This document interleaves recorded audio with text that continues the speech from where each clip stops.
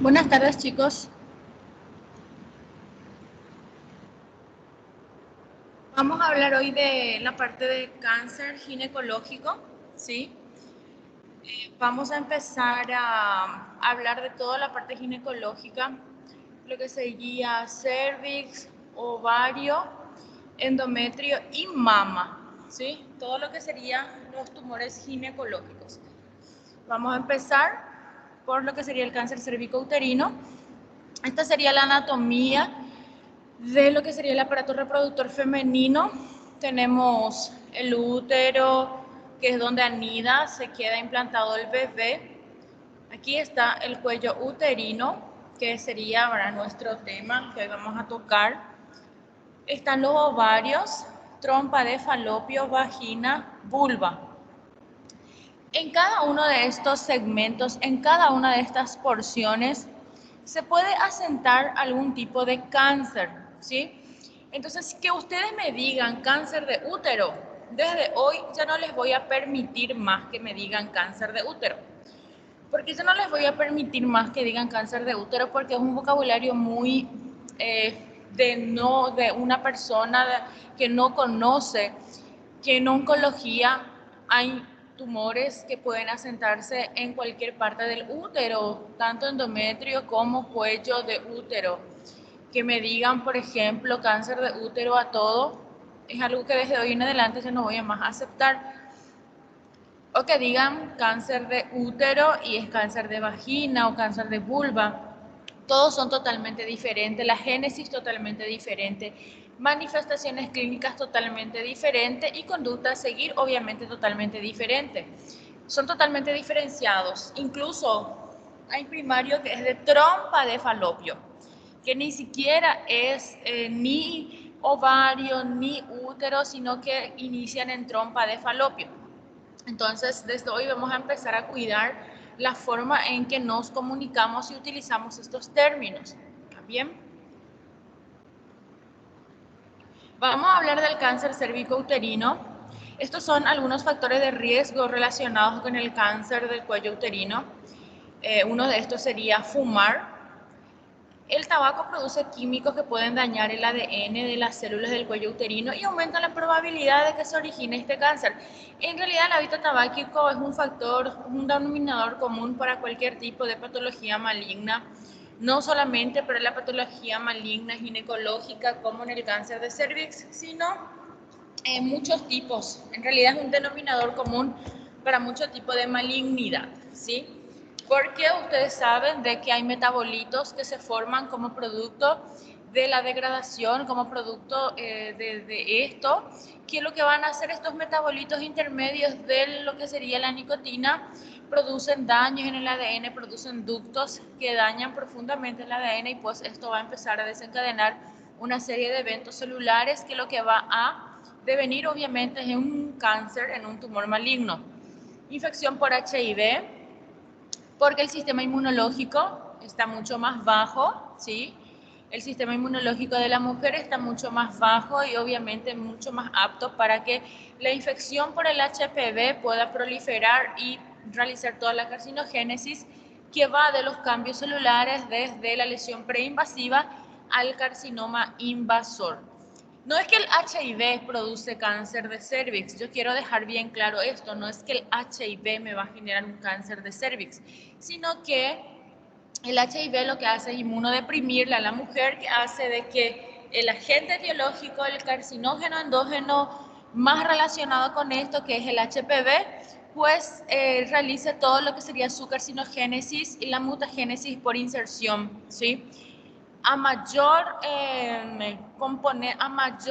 por decirlo así, protección del sistema inmunológico, el HPV incluso puede llegar a desaparecer como producto del mecanismo inmunitario que se desencadena frente a este virus. Pero si estamos hablando de un estado de inmunodepresión, de un estado de inmunosupresión, evidentemente esta respuesta no se va a poder realizar de forma correcta y nuestra paciente va a tener más probabilidad pues de desarrollar el carcinoma invasor como producto de la infección por el HPV. También otras infecciones de transmisión sexual, como por ejemplo la infección por clamidia,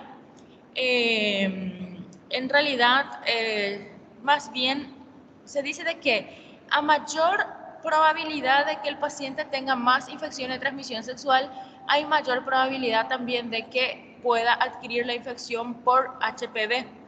Otros factores de riesgo sería la edad mayor a 30 años. Bueno, en realidad yo he visto cáncer de cervix en pacientes absolutamente jóvenes, en pacientes con 20 años, 25.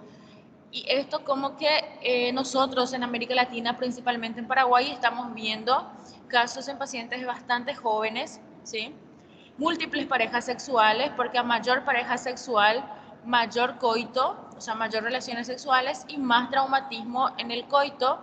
Cada vez que la mujer tiene relaciones sexuales, el pene produce impactos o genera algún tipo de traumatismo, algún tipo de roce en el cuello uterino, y esto pues propicia de que la infección por HPV pueda desarrollarse en un terreno totalmente fértil por ser un cuello uterino traumatizado, ¿sí? Entonces, a mayor pareja sexual, mayor probabilidad de enfermedad de transmisión sexual, mayor probabilidad de adquirir HPV y mayor probabilidad de que la mujer tenga traumatismo por el coito a nivel del cuello uterino, que va a favorecer obviamente la perpetuación de esta infección por HPV. También múltiples embarazos, porque con múltiples embarazos también la paciente pues se expone a muchas lesiones cervicales y puede sí tener relación algún tipo de antecedente familiar, no por la herencia. Yo quiero que ustedes, que les quede bien claro que no es una enfermedad hereditaria, sino que tiene que ver aquí los antecedentes familiares de pobre cultura sanitaria, de pacientes, si en la familia no hay la cultura sanitaria de utilizar preservativos en las relaciones sexuales, si los padres no le inculcan esto a sus hijos, si los padres no son ejemplos de realizar el Papa Nicolau. Hay una cultura sanitaria de factores o de conductas dentro de la familia que pueda favorecer estos eventos, pues a esto me refiero. No que porque la mamá tuvo cáncer de cervix, la hija va a tener o la abuela va a tener, no, evidentemente no. Evidentemente tiene que ver muchísimo con el comportamiento individual de cada persona, aquí en lo que respecta al cáncer de cervix.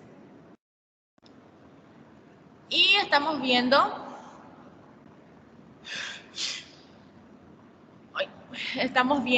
que también tenemos algunos factores dependientes del virus, ya sea el tipo viral, persistencia de la infección en exámenes repetidos, y nosotros sabemos que hoy día existen más de 100 serotipos de virus del papiloma humano, y de los cuales 40 aproximadamente infectan regular o esporádicamente el tracto genital. O sea, es muy importante el tipo viral, porque hay muchos tipos de HPV, pero no necesariamente todos los tipos de HPV son los que tienen un potencial carcinogénico. Algunos serotipos de HPV producen verrugas vulgares que no tienen ningún tipo de potencial carcinogénico, que son lesiones benignas, que no van a progresar a hacer ningún tipo de carcinoma invasor. Entonces depende muchísimo del tipo del HPV. Hay muchas pacientes con múltiples verrugas genitales que nunca tuvieron cáncer de cervix, porque no es al que causa la verruga lo que hay que tenerle miedo, porque en realidad al que hay que tenerle miedo es ese que no se ve, ese que no se ve y que sí está presente ahí. Acá es un problema muy importante porque en realidad los pacientes, cuando nosotros tenemos una enfermedad de transmisión sexual, por lo general se huele y se ve. ¿Qué se huele y se ve? Un flujo maloliente o alguna lesión en el pene, en el hombro, alguna secreción uretral. Es evidente macroscópicamente, incluso se siente el olor de algún tipo de infección de transmisión sexual. Pero en el caso del HPV, a veces la mujer está totalmente asintomática, no presenta ninguno de estos síntomas a una mujer que no tiene a veces flujo, o si tiene es un flujo escaso. Es una paciente que no va a tener una lesión evidente en vulva, vagina, o que nos haga sospechar de que pueda tener algún tipo de enfermedad de transmisión sexual, pero sí está presente el HPV. Así que no me digan y no vengan con el cuento de que yo no tengo nada por mi genital y cómo voy a tener HPV, que es lo que los hombres suelen decir muchísimo. Pero ¿cómo si por mi pene no me salió ningún grano, no me salió nada? Yo no pude haber tenido. Y no va a salir, evidentemente, el serotipo que es el más carcinogénico, el que no produce muchas lesiones macroscópicas, pero producen muchas lesiones celulares, ¿está bien? Así que vamos a desmitificar muchas cosas hoy, ¿está bien? Y aquí estamos viendo, ¿verdad? Vamos a hablar un poquito de la historia natural de la enfermedad. El virus del papiloma humano, al virus del papiloma humano se le llama vulgarmente, ¿verdad?, el virus de las verrugas, porque antes se pensaba de que absolutamente todos los serotipos producían verrugas vulgares y hoy ya sabemos que esto no es tanto así. Los virus de los serotipos 1, 3 y 5 causan verrugas en piernas y brazos. Esas verrugas que muchas personas, por ejemplo, tienen en las piernas, que tienen en los brazos, que tienen en los dedos. ¿Ustedes nunca vieron personas con verrugas, que tienen verrugas en las manos, que les salen unas lesiones? Y bueno, esos son serotipos del HPV, son serotipos de HPV. Y obviamente no tiene nada que ver con relaciones sexuales, ni vida sexual, ni nada de eso. Simplemente son lesiones por estos serotipos específicos del HPV.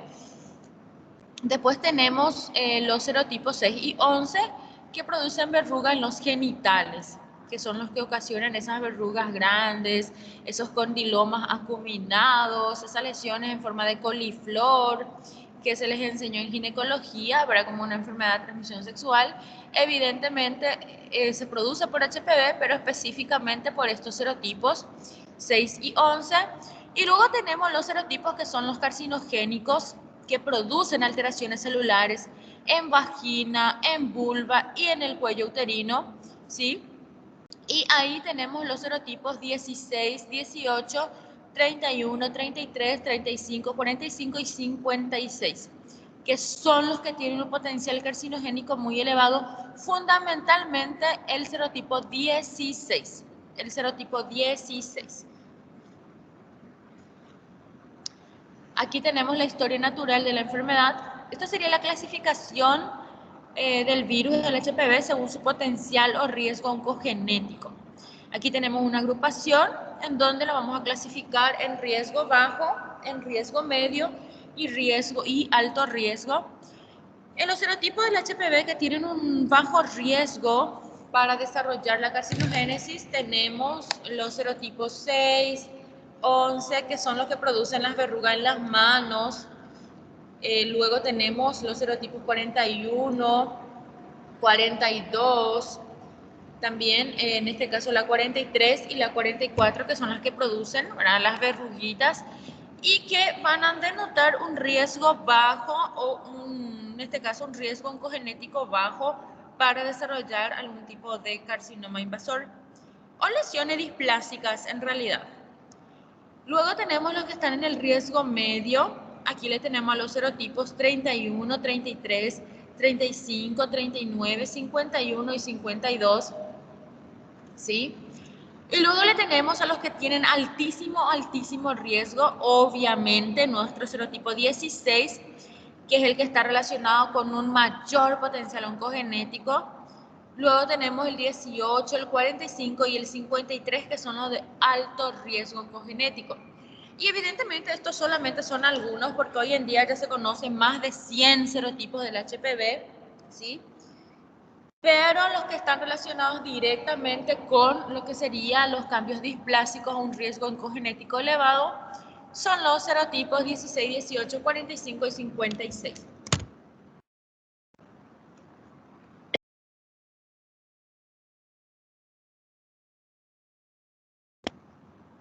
Aquí tenemos la historia natural de la enfermedad. Esta sería la historia natural de la enfermedad. El 60% de las lesiones por HPV y neoplasia intraepitelial cervical 1, que son las neoplasias intraepiteliales de bajo grado, regresan a los 2 a 3 años. ¿Qué significa esto? Que muchas mujeres que tuvieron contacto con el HPV ni se dieron cuenta, estamos hablando de HPV de riesgo alto, ni se dieron cuenta que tuvieron porque el sistema inmunológico logró totalmente eliminar este HPV, ¿sí?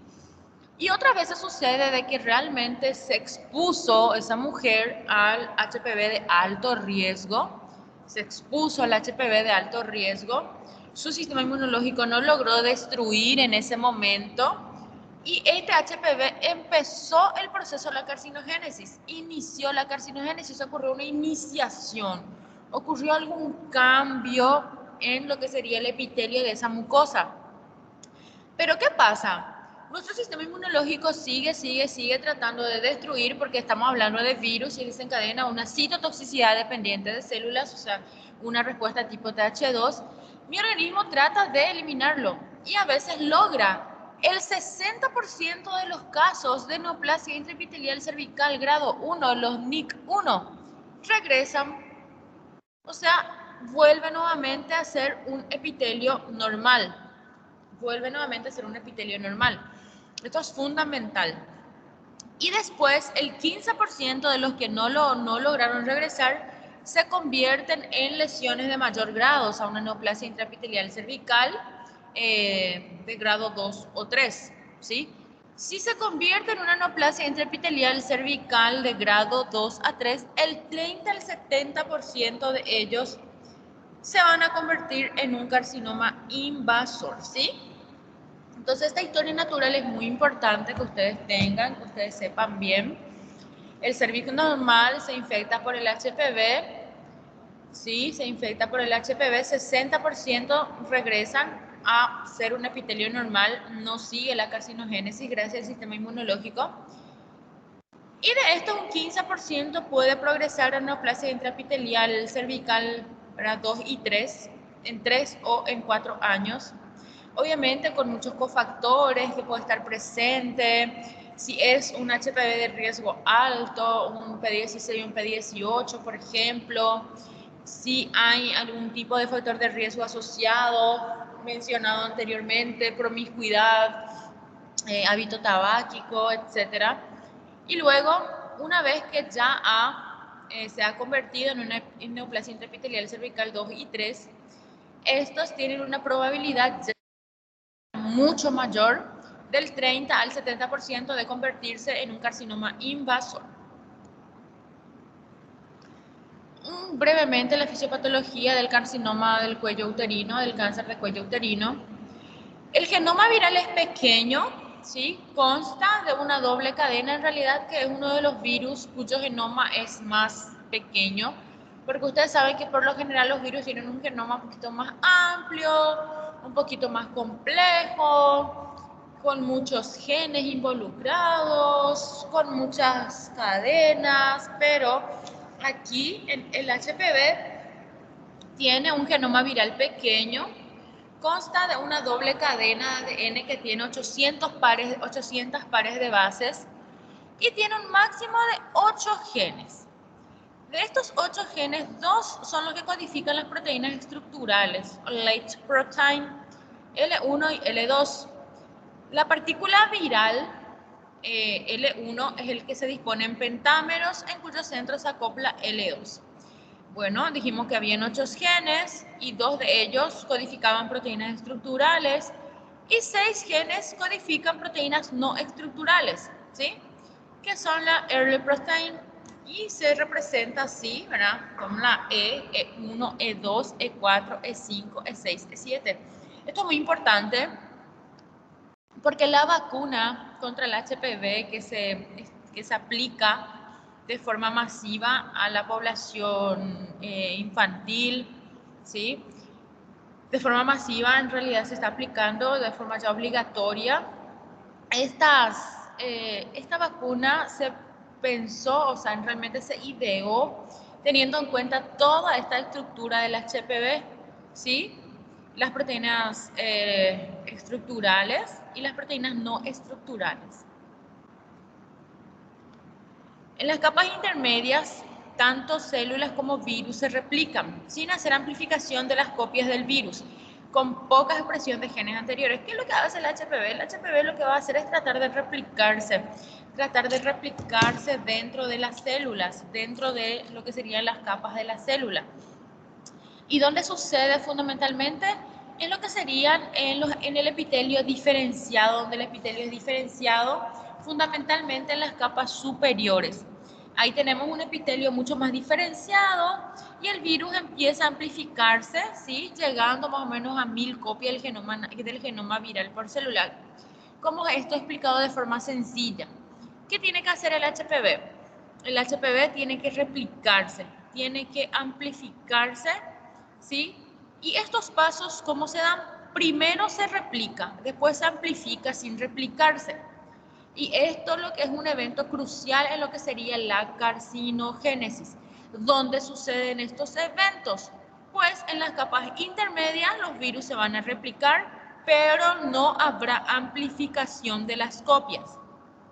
En las capas superiores, el virus sí amplifica, sí se va a amplificar, pero sin replicación celular. Y se amplifica. ¿Qué es lo que amplifica? La información que replicó. La información que replicó en las capas intermedias, ¿sí? Amplifica y puede llegar a ser bastantes copias del genoma viral por célula. O sea que las células hijas tienen la misma información genética de la célula que le dio origen, ¿sí?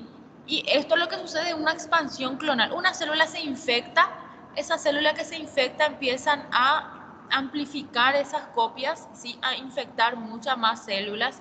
Entonces tenemos dentro de poco, vamos a tener una gran cantidad de células ya enfermas que contienen la misma información que la célula que le dio origen. Aquí tenemos más o menos así lo que yo estaba hablando de las capas, ¿sí? Y lo que va sucediendo, ¿verdad? Aquí tenemos un epitelio normal, este sería ya un epitelio infectado, ¿sí? Aquí tenemos la membrana basal, ¿sí? Las células parabasales. Aquí empieza la infección por el HPV y la célula ya va cambiando, ¿sí? Es una célula infectada, una infección por el HPV de las células basales, principalmente de las proteínas no estructurales. Luego ocurre, ¿verdad? El ADN viral empieza a replicarse en el mismo núcleo celular, ¿sí?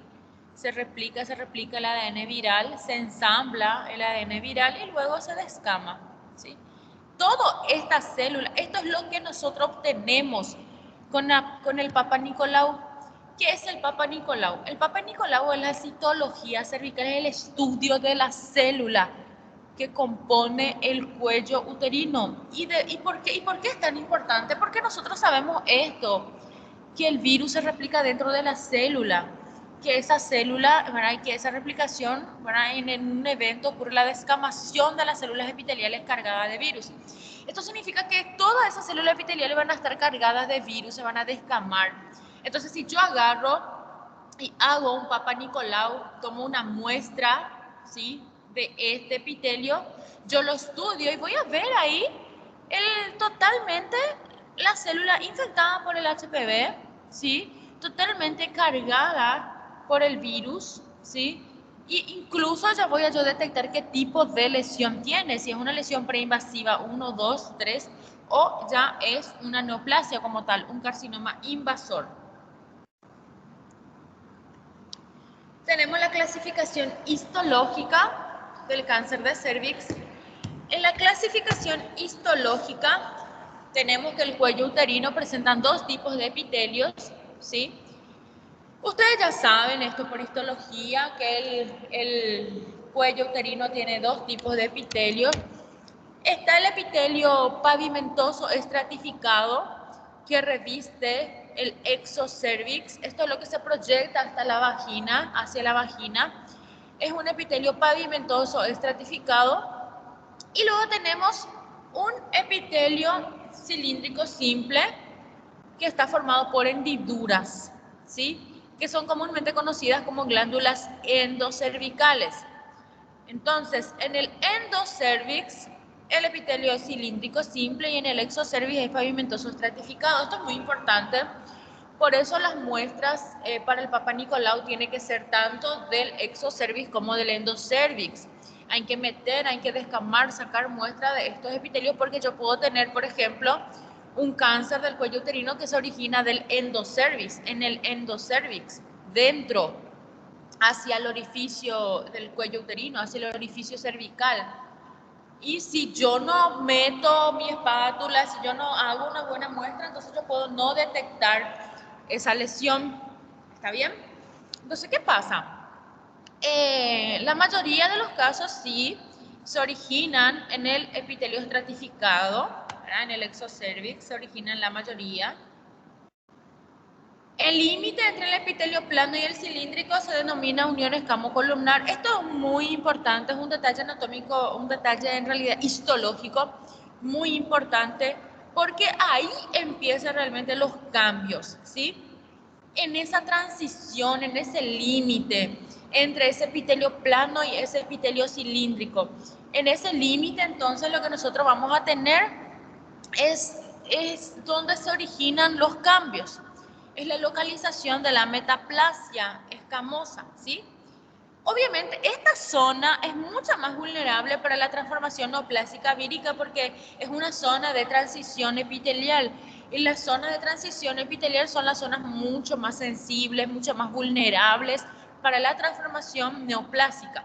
Y el virus del HPV, pues evidentemente aprovecha esta vulnerabilidad de esta zona para empezar a producir los cambios celulares metaplásicos en este sitio. Los tumores que se originan en el exocervix son carcinoma escamoso, ¿sí? Carcinoma escamoso es lo mismo que carcinoma epidermoide, para que ustedes tengan en cuenta. A mí me gusta más decir carcinoma escamoso porque yo así aprendí decirle de esa forma, pero no está mal decir carcinoma epidermoide. Ustedes incluso pueden encontrar libros en donde se les hable de una u otra forma. Depende del término que esté utilizando el patólogo en ese momento. Mientras que los adenocarcinomas tienen su epicentro en el endocervix, ¿sí? Entonces, nosotros tenemos dos tipos histológicos importantes en el cáncer de cuello uterino. Tenemos uno que sería carcinoma escamoso y tenemos otro que es el adenocarcinoma, ¿sí? ¿De qué depende del lugar en donde se origine el tumor? Si es en exocervix o endocervix. El 75% de los carcinomas del cuello uterino invasores son epidermoides, ¿sí? O sea que la mayoría de nuestros casos vamos a tener carcinoma escamoso del cuello uterino. Hay un número muy reducido de casos que son adenocarcinomas, ¿sí? Es mucho más difícil incluso detectar a la inspección visual del cuello uterino. ¿Por qué? Porque el adenocarcinoma se sitúa por dentro del orificio cervical. Y entonces nosotros miramos el cuello uterino y a veces no vemos ninguna lesión macroscópica evidente, pero la mujer tiene una lesión dentro del orificio cervical hacia el endocervix porque es un adenocarcinoma. Bueno, no es muy frecuente, pero sí vemos. Cuando nosotros tenemos muchísimo flujo de pacientes, vemos. Yo en realidad veo mucho, nosotros vemos muchísimo cáncer de cuello uterino. Y vemos de todo tipo. Evidentemente que el mayor número sigue siendo carcinoma escamoso, en el 75% de los casos. Aquí está la historia natural de la enfermedad. Se produce entonces una erosión o un microtrauma, ¿sí? Aquí está el epitelio, digamos, el cuello uterino normal, ¿sí? Este cuello uterino normal entonces se expone al HPV, los coitos traumáticos, se produce una erosión o microtrauma en estas capas superficiales de los epitelios diana. ¿Y qué es lo que esto va a hacer?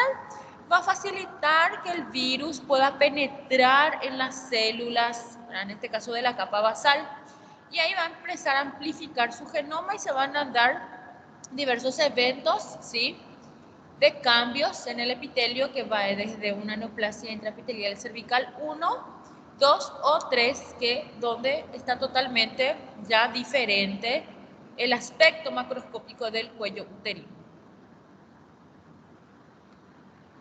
Entonces aquí, este sería el sistema Bethesda, las lesiones de bajo grado, ¿sí?, y las lesiones de alto grado. Aquí estamos viendo el aspecto macroscópico para la clasificación de Bethesda. Aquí vemos un cuello uterino normal. Aquí vemos un cuello uterino con una neoplasia intraepitelial cervical 1. Ya hay algunos cambios, ya no es más tan rosadito, lindo como esto. Ya vemos algunos cambios, algunas zonas que se ponen más blanquecinas. Aquí estamos viendo, esto sería en el test de Lugol, ¿sí? En el test de Schiller. Porque ustedes saben que el epitelio cervical normal es rico en glucógeno y con esa colorante de Lugol lo que va a hacer es captar ese glucógeno.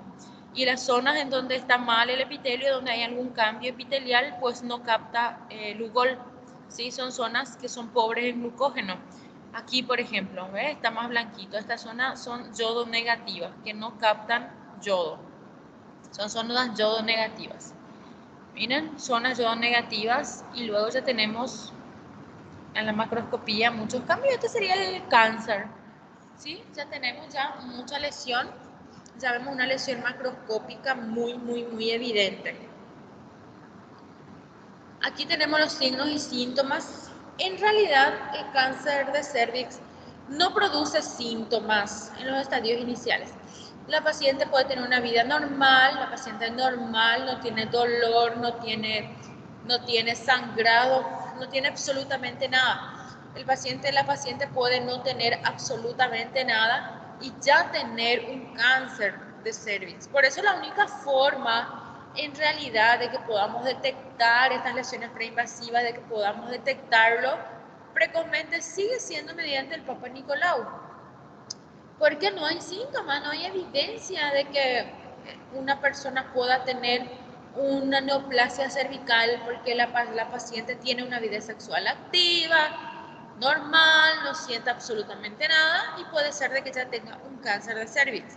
Entonces, por eso es muy importante siempre los controles ginecológicos estrictos anuales en todas las mujeres en vida sexual activa. Que de pronto son algunas manifestaciones clínicas que pueden aparecer, por ejemplo, sangrado intramenstrual, la paciente menstrua y luego de pronto le aparece un sangrado que no tiene que ver con su ciclo menstrual, o la paciente tiene relaciones sexuales y posterior a las relaciones sexuales empieza a presentar sangrado, que sería sangrado postcoital, o una mujer que ya está en la menopausia, que empieza nuevamente a menstruar, o, por ejemplo, nosotros vemos el cuello uterino y vemos que algo está mal, que hay una apariencia anormal en el cervix, ¿sí? O la paciente tiene flujo, tiene manchado, una descarga vaginal, o a veces tiene dolor pélvico. Pero ya les digo, son síntomas vagos, porque la mujer puede tener a veces un sangrado intermenstrual, a veces puede tener un cólico y no necesariamente tiene cáncer, o puede no tener absolutamente nada y tener cáncer. Entonces es bastante vago realmente. No hay absolutamente nada que pueda ser clásico de un cáncer de cervix. Y entonces, ¿cómo vamos a diagnosticar? ¿Cómo vamos a detectar? La única forma realmente de detectar sería realizando la citología cervicovaginal, es muy importante. Yo espero que toditas ustedes se estén haciendo, bueno, las chicas, incluso los varones le tienen que decir a sus novias que se hagan su citología. Hay una mosca que me persigue, no puedo hablar que ya viene, quiere entrar en mi boca la mosca. Bueno, entonces lo que ustedes tienen que hacer es, si tienen novias, decirle a la novia que si ya te hiciste tu control, hacete tu control, cuándo se te hiciste la última vez tu control, porque en realidad es una decisión y es algo que le afecta a ambos sexos. El hombre puede tener cáncer de pene por el HPV, o sea que tampoco están totalmente exentos a esto. El hombre puede tener cáncer de pene, la mujer cáncer de cervix, vagina, vulva. Entonces todos tenemos que cuidarnos y la mujer tiene que hacerse su Papa Nicolau, tiene que tener un compromiso con su salud. Desde el mismo momento en que ya, desde el mismo año en que empieza a tener relaciones sexuales, tiene que hacerse una rutina, hacerse su Papa Nicolau constantemente. Con un grupo de práctica tuvimos una paciente, ellos vieron una paciente de 34 años, súper joven, con un cáncer de cuello uterino ya en estadio 4, con progresión local, infiltración a recto, infiltración a vejiga y metástasis hepática masiva. Eso significa de que realmente la mujer nunca se hizo su papá Nicolau, que en realidad nunca se hizo su papá Nicolau. Y es muy triste porque es una mujer bastante joven y esto se puede evitar. Nadie nace nadie nace predestinado a tener un cáncer de cervix. En realidad se adquiere por la forma de vida o de pronto se puede incluso curar si se toman todas las medidas, se tiene que curar, no, ya no se concibe más que hoy en día una mujer muera por cáncer de cervix. Ya no puede más suceder esto porque hay demasiada forma de evitar. Se dice de que desde la lesión preinvasiva al carcinoma invasor tiene que pasar al menos 10 años. Muchísimo tiempo. Imagínate todo el tiempo que nos da para poder hacer un Papá Nicolau. 10 años dice que puede transcurrir desde la lesión preinvasiva al carcinoma invasor. Eso le da tiempo de sobra para hacerse sus controles, hacerse su Papá Nicolau. Realmente ya no tendría que más suceder estas cosas, ¿verdad? Pero ustedes como médicos tienen que ser promotores de salud y obviamente la promoción de salud parte de ustedes mismos, ¿verdad? De ustedes mismos realizarse sus controles, de ustedes mismos promover esto en su familia, en su entorno, y esto se va a ver reflejado en su conducta como médicos. Entonces es importantísimo la citología cervicovaginal, la colposcopía, la confirmación lo vamos a hacer mediante una biopsia, o sea que mientras se hace la colposcopía, que es una visión panorámica mediante unos lentes de todo el cuello uterino, si en este caso el médico que lo realiza el ginecólogo ve alguna lesión rara en el cuello uterino, él ya va a tomar una biopsia de esa lesión y entonces esto me puede corroborar anatomopatológicamente ya mi diagnóstico. Puedo hacer incluso una conización diagnóstica si yo tengo un cuello muy feo. Y el test de Schiller, que es el test de Lugol, que le expliqué, ¿verdad? Que se usa también. Entonces vamos a interrogar a la paciente y tenemos que, para prepararle para esta prueba, para la citología cérvico-vaginal, le tenemos que decir al paciente si ha utilizado ducha dentro de las 72 horas precedentes. Lo ideal es que no, que 72 horas precedentes no realice ninguna ducha vaginal, que no mantenga relaciones sexuales 24 horas antes por el traumatismo del coito, ¿sí? Que no mantenga relaciones sexuales 24 horas antes y que no haya sido sometida a una exploración bimanual o manipulación sobre el cuello uterino, legrado, colocación o retirada de dispositivos intrauterinos, 48 horas anteriores. ¿Por qué? Porque toda manipulación en el cuello uterino me puede llevar a un test de Lugol, en este caso, una zona yodo negativa por la prueba de Schiller y no necesariamente porque ese cuello uterino tiene una lesión preinvasiva, sino que puede ser una inflamación como producto de una manipulación del cuello uterino o puede ser un traumatismo del coito, inflamó, le dejó una zona enrojecida ahí en el cuello uterino, ¿verdad? Y esa zona captó pobremente el Lugol. O sea, muchas cosas pueden suceder en realidad. Entonces, por eso tiene que prepararse bien para que la prueba sea fidedigna, sea fiel. Entonces, lo que vamos a hacer es que se raspan las células del cuello uterino, ¿sí? Se raspan estas células del cuello uterino y se examina bajo el microscopio para determinar la presencia, ¿verdad?, de alguna alteración celular en ellas.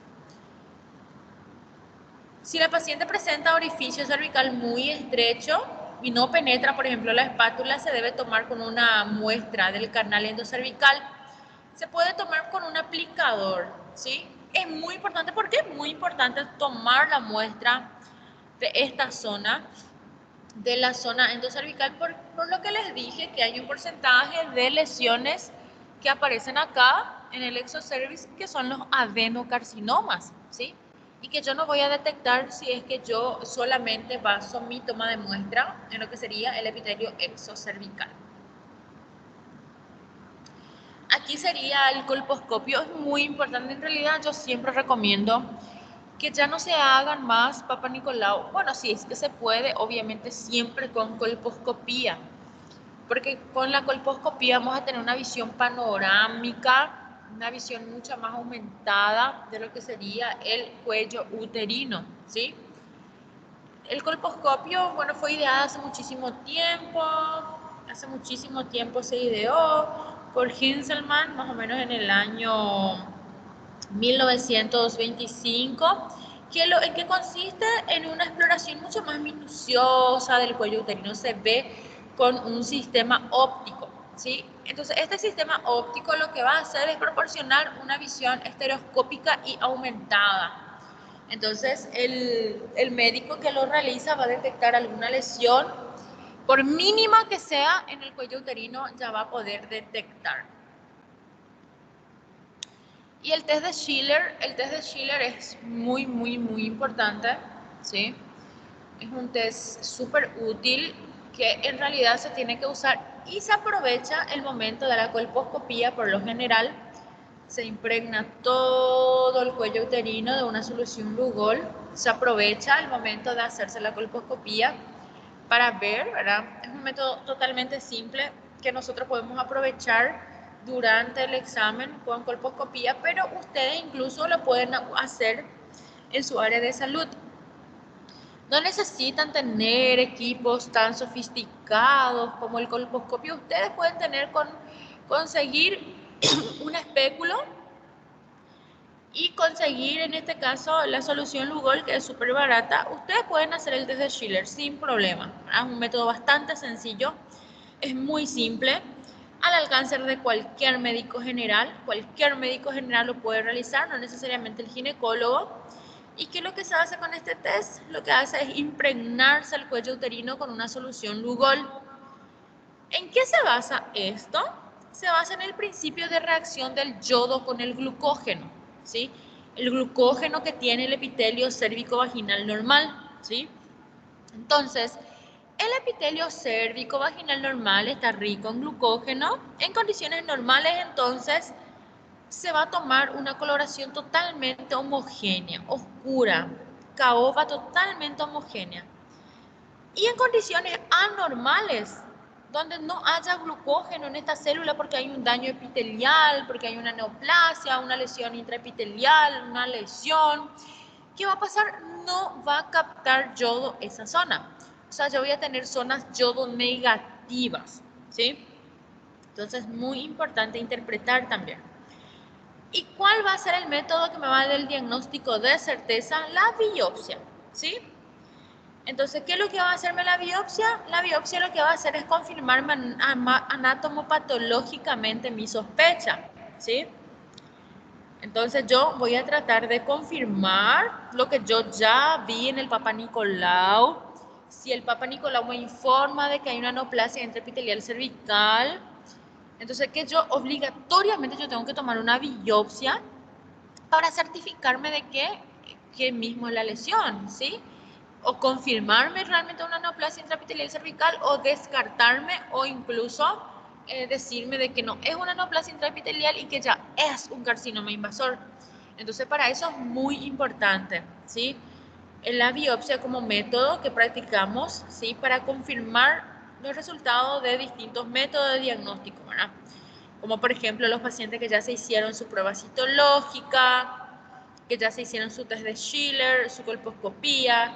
Si la prueba citológica dice que hay una lesión, que hay algunas células atípicas, si el test de Schiller me informa o yo veo que hay zonas yodo negativas, zonas que no captan Lugol, y si mi colposcopio yo estoy viendo, corroborando que realmente existen zonas sospechosas, entonces, ¿qué es lo que yo voy a hacer de esa zona sospechosa? Voy a tomar una muestra de tejido, una muestra de biopsia, para confirmar anatomopatológicamente, ¿verdad?, algún resultado, ya sea de que se trate de una neoplasia intraepitelial cervical o que se trate realmente de un carcinoma invasor. Sería el diagnóstico de certeza. Y se toma, ¿verdad?, con una forma de punch que estamos viendo, que sería la biopsia. Y el tratamiento va a depender obviamente de la etapa de la enfermedad, de lo que nos encontramos, va a depender del tamaño del tumor, va a depender de la edad del paciente, de la paciente, va a depender de su estado de salud, de su deseo o no de tener hijos. Este es un caso muy interesante el que yo les mostré con los chicos de práctica, que era el caso de una paciente que les comenté de 34 años, que era un SEA de cervix que se detectó ella estando embarazada. Son casos muy pocos realmente, ¿verdad? Porque, ¿qué pasa? Muchas veces de esto la mujer, al recibir esta noticia, cae en un asesoramiento, ¿verdad? Una reunión de bioética, de asesoramiento, que evidentemente el feto puede ser abortado por las condiciones, ¿no? Que incluso hay muchas condiciones que pueden darse, de que el niño nazca prematuro, de que ella sufra aborto espontáneo, de que la enfermedad progrese, ella pueda morirse mientras da un curso al embarazo, muchas cosas, tanto el feto, complicaciones fetales como maternas. En realidad, la mayoría de los pacientes optan por el aborto terapéutico cuando se enteran de que tienen un cáncer y además están embarazadas. ¿Y qué pasó con esta paciente que les comenté que vimos con los chicos de práctica? Esta paciente decidió tener a su bebé. Decidió tener a su bebé y tuvo muchas complicaciones durante su embarazo. Evidentemente tenía amenaza de parto pretérmino cada rato, porque imagínense que ese cuello estaba con tumor, estaba con cáncer. Entonces realmente la niña nació bien, pero ella tuvo una progresión de la enfermedad, hizo una diseminación locorregional agresiva, metástasis hepática, porque ella dio curso a ese embarazo mientras la enfermedad fue progresando, ¿sí? Entonces hay pocos casos de esto, pero hay que siempre informarle a los pacientes de todo lo que pueda suceder. Por eso es importante saber si tiene deseo o no de tener hijos. Y el tratamiento obviamente es postergado durante el embarazo, ¿sí? Es postergado. En la etapa 0, la mayoría de las veces cuando tenemos lesiones preinvasivas, lo que hacemos es, por ejemplo, sacar solamente una parte del cuello uterino mediante la conización, cirugía con rayos láser o un LIP, que sería un procedimiento de excisión electroquirúrgica, o una cirugía para eliminar esa zona cancerosa, ¿verdad? En la etapa 0. En la etapa 1 es una cirugía agresiva, ya la cirugía de Werther-Makes. Yo prácticamente, hoy en día las guías ya no recomiendan la conización, ¿sí? En 1B ya se puede usar tanto la cirugía agresiva de Werther-Makes, que es la nexohisterectomía total con salpingoferectomía bilateral y vaciamiento pélvico, ¿sí? O se puede optar por radioterapia más quimioterapia. En el estadio 2 ya, en este caso, antes se usaba todavía cirugía como una opción, pero hoy en día es quimio con radioterapia más braquiterapia, ¿sí? Quimio más radioterapia y braquiterapia. En el estadio 3, quimio más radioterapia y braquiterapia. En el estadio 4A es quimio más radioterapia y braquiterapia. En el estadio 4B, cuando ya tenemos una enfermedad extensa, diseminada, se usa radioterapia para paliar los síntomas nomás. Por ejemplo, si tiene mucho sangrado, se hace flash hemostático para su sangrado, pero ya no para tratamiento. Y la quimioterapia paliativa, ¿sí? Y el pronóstico es menos esperanzador si el diagnóstico se hace en etapas avanzadas, ¿sí?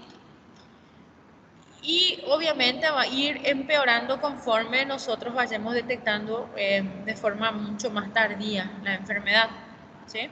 Hay muchas vacunas, ¿verdad?, que se usan para el HPV. La población, realmente hay una población en donde ya se aprobó la vacuna, ¿verdad? Los niños generalmente de entre 9 hasta 12 años, en las niñas y en los niños está aprobado de forma prácticamente ya creo que homogénea en todo lo que sería América Latina. Y también hay casos de adultos hasta los 26 años que también se están aplicando. Pero en realidad la extensión de la indicación es para las niñas, ¿verdad?, entre 9 a 12 años, ¿sí? Pero obviamente el espectro se va extendiendo mucho más, mucho más. Esto sería en cuanto al cáncer de cervix. Luego vamos a hablar de cáncer de ovario y endometrio en la próxima clase. ¿Tienen alguna duda? ¿Tienen alguna duda?